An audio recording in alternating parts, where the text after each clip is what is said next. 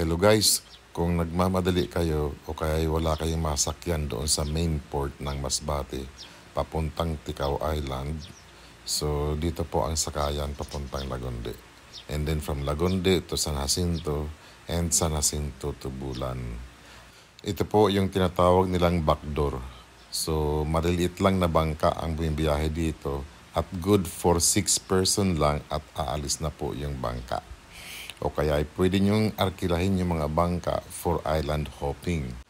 At may ikot nyo na ang mga isla ng Masbate dito sa mga bangkang ito. Pwede din po kayong tumambay dito at mayroon din mga kubo at may mga nagtitinda rin ng mga inumin at pagkain sa napakamurang halaga.